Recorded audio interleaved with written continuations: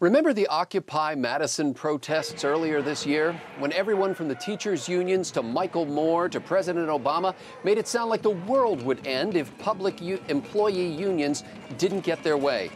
I'm PJTV's Scott Ott, joined by my colleagues Bill Whittle and Stephen Green, and this time on Trifecta, we look into the stubborn sky, you know, the one that didn't fall.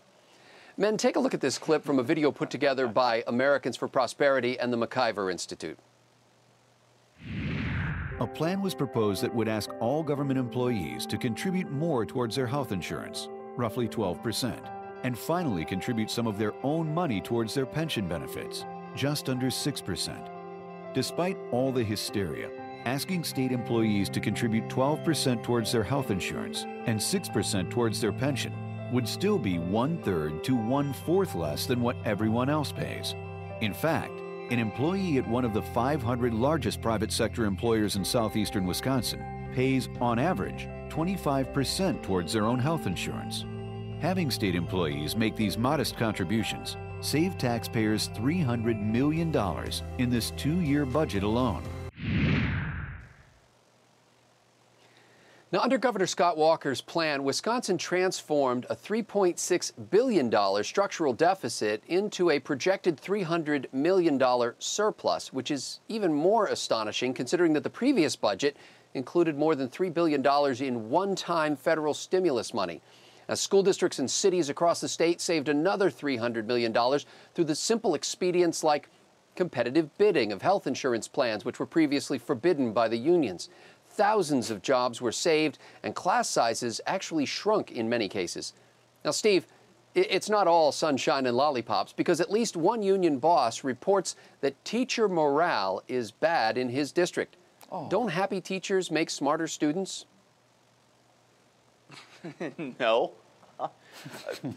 You know, I've been lucky enough. I've had three great teachers, and one of them was Professor Johnson at University of Missouri. I had him for Econ 101 20 mumble years ago. He was kind of a fixture at Mizzou. I wouldn't be surprised if we had viewers here who remember him as well as I do. And he gave lectures, and he was really gruff. The first thing he ever said in class was, "Money, money, money, I love it." It was just, that was my intro to him.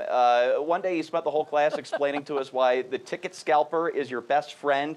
Another one was how Marlboros had become the unofficial currency of Romania after World War II, you know, communist Romania. Was Professor Johnson a happy guy? He never seemed that way to me. He's usually, he seemed pretty grumpy. And you know what, I would be too if I had to deal with a giant lecture hall filled with 19-year-olds who were like, you know, me. But what he had was a love for his subject. And if that's not why you're teaching, maybe you should find another job. That's right. Well, Bill, Wisconsin's Act 10 allowed local school districts more power to change benefit packages and cut costs. Isn't that just an invitation to unfairness, since teachers in Kaukauna may get a better deal than teachers in Sheboygan? I weep for Sheboygan. First of all, before I get to that issue, let me just say this. Watching that little clip, tiny little clip of that video filled me with two thoughts. First of all, it made me so damn proud, just so happy and proud to be on this team, right? To be on the team that actually can use real numbers and tell the truth about what works and what doesn't. That just fills me with joy. It really does. The second thing it tells me is, when you look at the Occupy Wisconsin crowd with their little drums, beating their drums as loud as they can, everybody beating their drums and chanting, they're trying to make noise. You go to a Tea Party rally and you hear people quoting foundational principles that have been tested over thousands of years and why they should be applied and why this current system isn't working. You hear idea after idea after idea, 20 speakers in a row, and they've all got something to say. Now, as far as this inequality thing goes, all I'll simply say is this. Inequality of result is different than inequality of opportunity. If you have a race where everybody starts at the same line, people will finish differently because people run faster than others. If you try to enforce the fact that they all cross the finish line at the same time, you have to hobble everybody to run at the rate of the slowest runner. And that's what liberalism is all about. Well, meanwhile, in Louisiana, Republican Governor Bobby Jindal cut state spending by 25%. He didn't cut the rate of increase. He actually cut spending. In 2008, the budget was $34.3 billion. Now it's $25 billion. Now, when voters had a chance to punish him for his cruelty, They re-elected him with 66% of the vote. The Democrat Party didn't even endorse a challenger. Stephen, Republican registration in Louisiana is growing. The Republican registration is growing in Louisiana, but it's still less than 27%, with Democrats just below 50%. That means that Democrats went for the budget-slashing Bobby Jindal big time. Do you see any lessons in this? You know what? And we need to make this argument. Here's what you have to remember.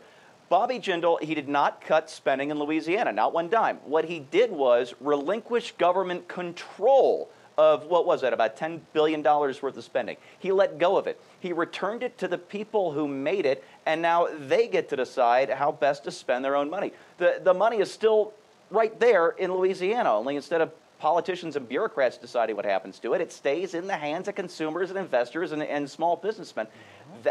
That's how we have to frame this issue on a national scale, too, I think. Stephen Green hosts Hair of the Dog, The Week in Blogs, and Coast to Coast Tea Party here on PJTV.com. I dare you to watch one of his shows without smiling.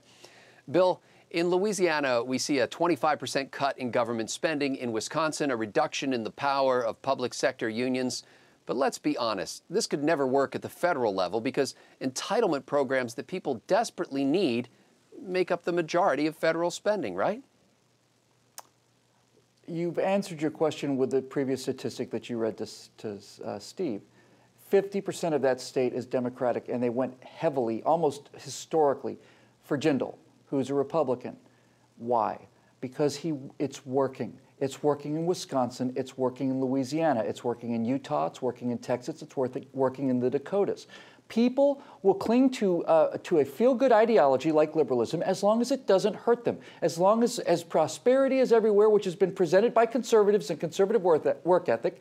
You can be as liberal as you want to. But when liberal policies get to take place in the real world, you start feeling some pain, and then people stop becoming liberals and start becoming conservatives. Bill Whittle hosts Afterburner and co-hosts Clavin, Whittle, and you on PJTV.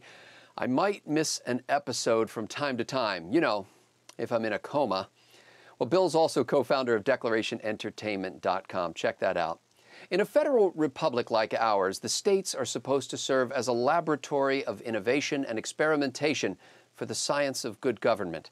But federal government overreach and monoparty dominance has turned the states into mini clones of the federal behemoth. The hope for the future of our country lies in state and local governments that are willing to break the mold and in public servants willing to risk electoral defeat to cleave to their principles. Either we believe in limited government, individual liberty, and equal justice under law in actual practice, or our so-called principles are mere political messaging. Well, here's to public servants like Governors Walker and Jindal, who embody these principles and embolden the rest of us. For Bill Whittle, Stephen Green, and the entire Trifecta crew at PJTV.com, I'm Scott Ott.